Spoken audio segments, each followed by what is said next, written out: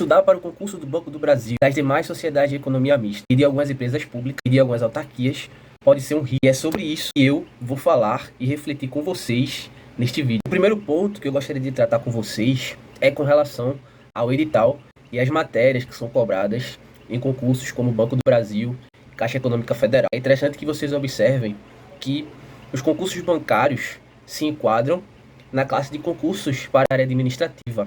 Só que diferente de concursos como o INSS, por exemplo, o concurso bancário ele tem matérias que são muito específicas, como, por exemplo, vendas e negociações e conhecimentos bancários, não cai em outros tipos de concurso, né?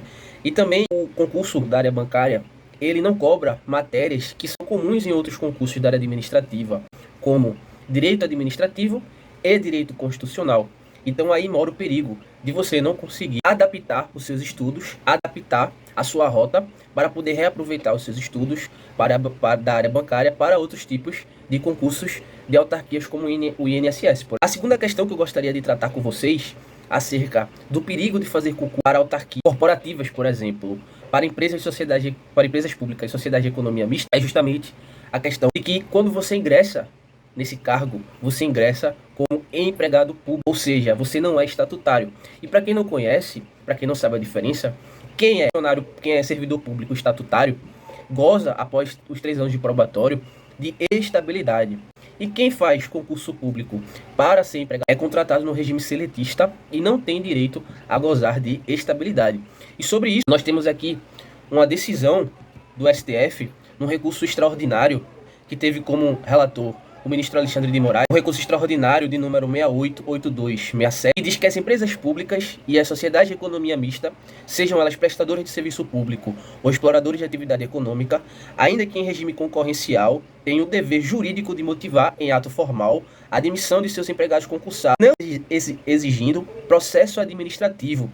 Tal motivação deve, em fundamento razoável, não se exigindo, porém, que se enquadre nas hipóteses de justa causa da legislação trabalhista. Ou seja, empregado público não precisa de processo administrativo disciplinar e nem das hipóteses de justa causa que abrange os seletistas de empresas privadas. Então, o que é que acontece? Só precisa de motivação para que a empresa pública, o poder público, possa demitir o funcionário, o empregado público.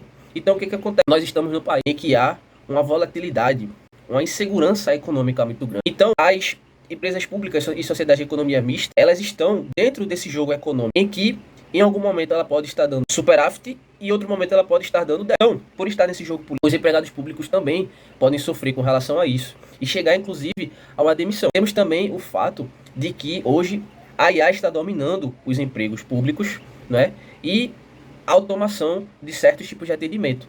Então, para que o empregado público ele deixe de ter o seu cargo justificado para a administração pública e que a administração pública possa utilizar isso como motivação para demitir o funcionário público, isso aí é um problema a ser discutido e debatido por quem pretende entrar nesses cargos. Então era isso que eu gostaria de conversar com você e pedir que quem gostou do vídeo, deixe o seu like, comente, compartilhe e deixe aqui nos comentários se você pretende fazer um concurso para ser empregado público, para ser empregado de alguma dessas entidades da administração indireta, sociedade de economia mista, empresa pública, autarquias corporativas, né, que são os conselhos profissionais. Obrigado pela audiência.